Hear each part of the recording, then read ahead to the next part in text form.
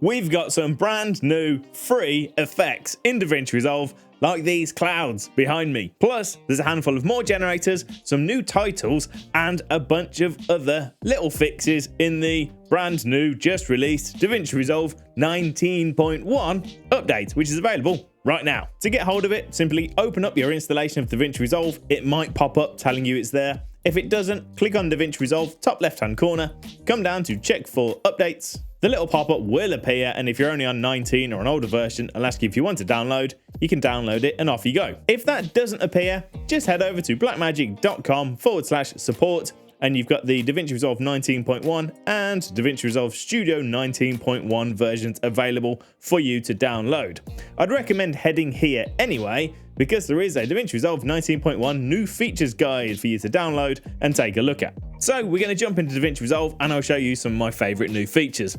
I've not had long with these either, so a lot of it's new to me, but let's open it up and take a look. And we're going to kick things off with the new titles and generators. So open up the effects library, come down to titles, scroll down to Fusion titles, and there's quite a few new ones of these. They're all listed on screen for you now. We've got things like Blueprint, Circus, there's one called Deep, there's one down here called Gradient Background, there's a Gradient Outline, there's a nice animated one here called Pow, which is quite cool actually. Put that on the timeline, give it a click, pow. Obviously you can give any of these a click, open up the inspector, amend these as you need to. So you've got some nice titles. Now all of these, or pretty much most of these, are simple just text plus. So you can just grab them, put them on a timeline, give them a click, open up the inspector, and you can see exactly how they're made. It's all the same text plus controls that you're used to. Most of the settings will be in the shading area, so you can come and enable things and just have a little play to see how it's all been created. The generators are of course under generators. Right here in the Fusion generators area, we've got this cartoon cloud. So we can put that on our timeline, hit play, and we've got some nice animated cartoon clouds. We can open up the inspector, we can play with the separation, the vertical separation, the number of clouds, the seeding, the positions, the animation speed, all sorts. Create, I don't know, like a Simpsons kind of intro thing with that one. It's quite a cool little addition. We've also got this cube array, a disc wall, which does move slightly, I think. We've got a gradient lines, hexagon glow, honeycomb, radial lines, squares, stage curtains, and starfield. So starfield is exactly what you'd expect. You've got a starfield here. And I do like this stage curtains. So this one's got alpha built in. So let's just grab a video to put underneath this. And as we hit play, the curtains open up, revealing our video underneath.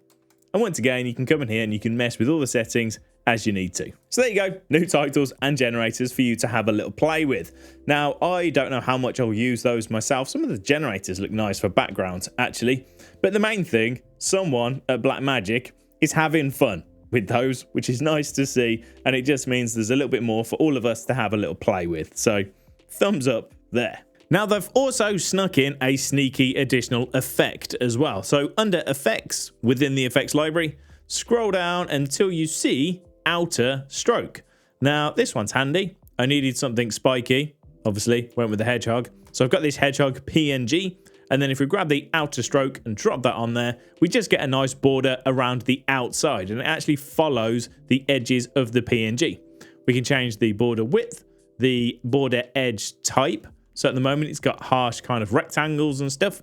We can change that to circle, and it's nice smooth edges. And then we can also change the color of that border as well. So think of it like a magic kind of bordery tool. It's another one to add to your favorites. Now, sticking with the effects library just for a second, they've updated the search so that you can search for these categories. So if I was to just type in stylize, for example, it wouldn't just look for the individual effects or titles or whatever that have the word stylize in them. It will also look for this category heading, which means I can search for all of the Resolve FX stylize effects in one go, which is nice and handy. Not major, but a bit of an improvement. Now, what is kind of major, they've improved the ability to sync the media pool bins with file system folders. I talked about this in a previous video when they initially kind of introduced it. It's now got better and it will automatically sync your media. This is cool. Let me show you. So I've got this folder on my desktop. It's just outside of DaVinci Resolve. This is just on the hard drive itself, and I've called it Sync Demo. Now we open it up, we need to make sure there's something in there. It needs to contain at least one thing. So in my case, it's just got this simple video here. And I'm going to import this folder into DaVinci Resolve by giving it a click and dragging it over here to the left-hand side of my media pool and releasing. And obviously it's imported that folder name with that media. It's just some random video I downloaded off the internet. Now, if we right-click on that bin, there's an option to resync the media files. So if new files appear in that bin, it will automatically pick them up. But there's now an option to automatically resync the media files. So we give that a click. So now that has a tick on there. And if I was to just download a random video, we'll go with this one here from Pexels, and we're just going to paste it into this sync demo folder. And if you were paying attention, you would have seen it automatically updated in DaVinci Resolve. So now if we open this one, we now have that video within there. Now, real quick note, just before I go any further with that, if you was to delete the media from the actual hard drive, from whatever, it will stay within DaVinci Resolve and it will simply show up as missing. So you can see I've got my red icon.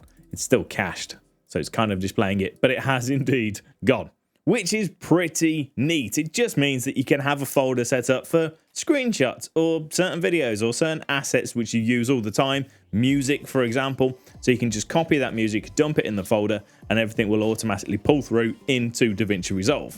Now, talking of music and sound effects, if you need either, you should definitely check out this video's sponsor, Audiio. Audiio is a music subscription service that has a highly curated catalog of music and sound effects which you can use for basically any project, as that license covers everything from YouTube, podcasts, video games, films, and even TV. Plus, there's a huge amount of music covering all genres. There's audio originals, which is music you won't find anywhere else, plus a massive selection of sound effects from ambient noises, transition whooshes, Foley, and everything in between. That Audiio Pro license gives you unlimited downloads of all of that music and sound effects, and it's available for just $59 for your first year. Or if it's only music you need, you can get a lifetime license of all of that music for just a one-off payment of $199. To get started, simply head over to audio.com/Alex. There's a link down in the description below. Right, let's get back to DaVinci Resolve. Now, if you've watched my YouTube channel for any amount of time, you'll know that I'm a big fan of the DaVinci Resolve timeline and the DaVinci Resolve bin trick, which basically means whenever I start any project for YouTube in DaVinci Resolve, I can do so by simply clicking on this icon that's on my desktop. I double click, Resolve is currently closed. It's going to open up on its own. It should appear in a second. It's going to import that timeline, start as a brand new project so that we're ready to start kind of doing what we want. It's a really quick and easy way to jump into projects. Now, I've always wanted to kind of have a preset file structure in there as well, so I can stay super organized, but that wasn't possible. It is now, because they've allowed DRB template files to include empty bins. So let me show you how that will work, and I genuinely think you should implement this, especially if you're doing YouTube and you're kind of starting from the same point every single time you open a new project. So I'm in a new empty project here, and what I'm going to do is create a new bin in my media pool. We'll call this one Alex or whatever. And then within Alex, we're going to create a new bin, and I'll call this one OBS, for example. We'll do another bin called main cam, and we'll do another one called audio. And then what we're also going to do is drag that sync demo folder into that bin as well. And the last thing in this main Alex folder, or you could set up a separate bin, I'm going to create a new timeline. We could give this a name, and we could set the format, the color management, whatever, to be whatever we need it to be. We could even then open this individual timeline, change the tracks, add more tracks, set up some of the audio stuff, kind of do whatever you want to this timeline. Then you just need to export it. So we're going to right click on the Alex bin, come down to export bin. I'm just going to save this onto my desktop, so I'll hit save, and then I can just close DaVinci Resolve. So now from my desktop, I've got this Alex DRB. I can just double click. DaVinci Resolve is going to open because that DRB file is associated with DaVinci Resolve. It's going to open up a brand new project, and import that bin structure. So I've got OBS, main cam, and audio folders ready for some files. And in the Alex folder, I've got a timeline, so import some media, and it's ready to go. Now, obviously, we also added that sync demo folder as well. So what we can then do in this new project, right-click the sync demo, come down to automatically resync the media files. So then if we was to download something new or just add it to this sync demo folder, it's automatically going to update within DaVinci Resolve. Handy. Now, they've also added a bunch of kind of quality of life upgrades and some other handy things directly to the edit page and on the timeline. And one of the big ones is an improvement to the ducker tool. So they introduced the auto audio ducking in DaVinci Resolve 19, and basically if someone starts talking, it will automatically lower the music, and then as they stop talking, it'll bring that music back up, ducking the audio. But previously you could only use it on one track. So if you had multiple people talking, for example, on different tracks, so let's say you were doing an interview or whatever, you could only point this ducker at one of those tracks. Now you can add multiple different tracks. So take this example here, pretend it's an interview. We've got these two tracks with these two different kind of dialogues going on, and then we've got our music track down here. So all we do, we click on our Audio 3, the one that contains our music, for example. Then in the inspector, we go to Audio, and we've got Ducker. If we enable the Ducker, we've got source and then the duck level. So the source is just my track names. I've named them person 1 and person 2, so it's nice and obvious. Now this is what you could do previously. Let's just knock this right up. As person 1 was talking with this little Mac, the music would be ducked. Mini, be slightly more mindful of what you're doing, but then the music would come up when person 1 stops talking. Tiny issues, you'll blaze through everything. But that currently is ignoring our person 2. We've got this little plus now over in the inspector. We can give that a click to add another source. We can actually add multiple of these. So in my source 2, I'm going to go person 2. And now if we hit play with this little Mac Mini, be slightly more mindful of what you're doing. If you're using tiny issues, you'll blaze through everything. The music's only going to come back up when neither person 1 nor person 2 are talking. Right. Next up, they've made the dynamics and the equalizer way easier to access directly from the edit page. So here we are on the edit page. First thing you need to do, open up your mixer just by clicking mixer, top right hand corner, and then you'll see the mixer down here. Right at the very top of each track, we've got FX, which if we double click, will take you to your track level effects. We've got EQ, which if we double click that, this will now open the equalizer for that track. And you've guessed it, we double click on DY and it'll open up the dynamics for that track as well. So that's all really handy. What's slightly odd is you still don't get the mixer on the cut page. Because if you had the mixer on the cut page with the EQ and with the dynamics, that would make using the iPad version of DaVinci Resolve way easier. Because you still struggle to do a lot of the audio stuff on the iPad version.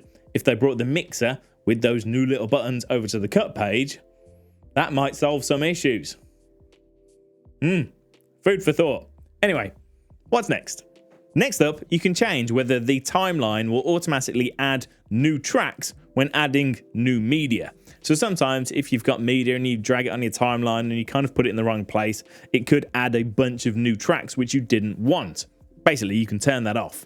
So in this example, I've got video 1, audio 1, but this clip here actually has 4 pieces of audio. So what Resolve has done by default is it's just created all the different tracks so everything fits. And that might not be what we want. So now what we can do is click on Edit at the top, come down to Edit Options, and you've got this automatically create tracks on edit. Untick that. So now if we grab that exact same clip, put this down here, it's not going to create any additional tracks. It's just going to put what we have on 1 and 1. So now we don't need to delete any tracks or mess around with the audio properties in the inspector. However, they've also added the ability to trim audio levels within the inspector. So if you do have multiple pieces of audio on a clip, you can kind of balance it out before you add it to the timeline, which is kind of handy. So using that same clip as the example, if we double click so that it opens up in my preview, go to the inspector, go to File, scroll down, we have the audio configuration, and you can see all 4 of my tracks here.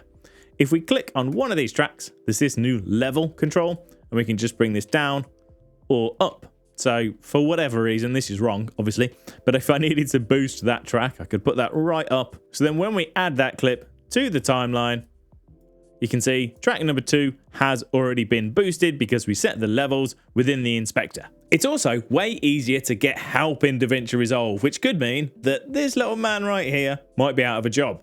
But what you need to do, click on help at the very top, and right at the very top of the help menu, there is a search. So if I was to search for delete gaps, for example, there's delete gaps. And if I hover my mouse over it, it will highlight that area that I need. So it says it's in edit. There it is, delete gaps. It's got a little marker next to it. If I give it a click, it'll actually enable it for me. If we go back into this menu and we'll do, I don't know, let's just search for Playhead. Here's all the options relating to Playhead. Now, weirdly, on Mac, you also get help topics from the Mac. I don't know where you get those. I'd imagine that's going to disappear soon. But the other help bit, really useful. They've added the ability to set the location of the fixed playhead. So if you've come from Final Cut, generally speaking, and you like the fixed playhead that you get on the cut page as well, you can click on this little icon here, timeline view options. We're on the edit page and we can click fixed playhead. And that's going to give us our fixed playhead. So now we just actually drag the timeline back and forth and that playhead stays in the same position. But if we don't like where that playhead is, if you just hover your mouse over the top of the playhead, click and drag, we can move it wherever we want. So if we wanted to be over here on the left instead, then we release. And then when we drag the timeline back and forth, the playhead stays in that fixed position. Now, sticking with the playhead, the clips are always pasted at the playhead position. If you never use the ins and outs, this probably never bothered you. But if you did use ins and outs, this one might be a bit of a fix. Basically, what that means is if I copy anything on the timeline, set my playhead to a new position, and then paste, that new thing is going to paste wherever that playhead is. So we can just set the paste location. Previously, if you had like an in marked and then you hit paste, it wouldn't paste where the playhead was, it would paste where the in was over here, which could be a little bit annoying. Toggle track header control states by clicking and dragging. Again, this is actually a bit of a time saver, especially if you create loads of different tracks and you want to disable them for whatever reason. So take this example, it's quite a big project, it's got a bunch of different tracks, as you can see. If I needed to disable a bunch for whatever reason, I was going into the color page, for example, and doing some grading and some of these adjustment clips were getting in the way, you used to have to just click on each one to disable all of these. Now you can simply click the one and drag your mouse up or down to quickly enable or disable them. And it actually works for all of them. It even works for audio. So if you want to mute a bunch of tracks, we can just click one and drag down, click the other one, drag back up, and job done. Now, you may already know I'm a big fan of the Film Look Creator. It's like a film emulation tool they added in the studio version of DaVinci Resolve 19, where they've added one additional control to that, which should be quite handy, and that is the ability to control the halation saturation. So I've got the Film Look Creator open here. If we scroll down to halation, we can enable this. Let's give it load so you can see it going on over here. Maybe increase the radius so it's really obvious. We then have saturation, so you can see it's quite yellow at the moment, and we can just knock this down to reduce the saturation or boost it right back up. Now, in terms of Fusion, there's some new stuff on there as well. The main thing for me, and I know for a lot of other people as well, is there's a new tool called the Switch tool. Now, you can either use this as a standalone tool, but you can also use it as a modifier. I know a man that's probably talked about it already. His name's Patrick Sterling, so I'll link his video down in the description below because he'll talk about this in far more detail. But as a super quick overview, on the Fusion page, if we hit Shift and Space to bring up our Select tool and we search for Switch, we've now got this Switch tool and we can add this. And this can have multiple different inputs. So let's grab a background and pop this in the switch.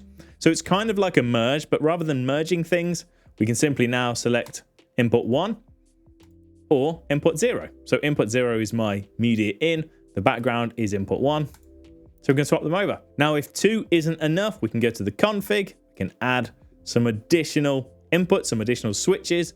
So now let's grab a red background.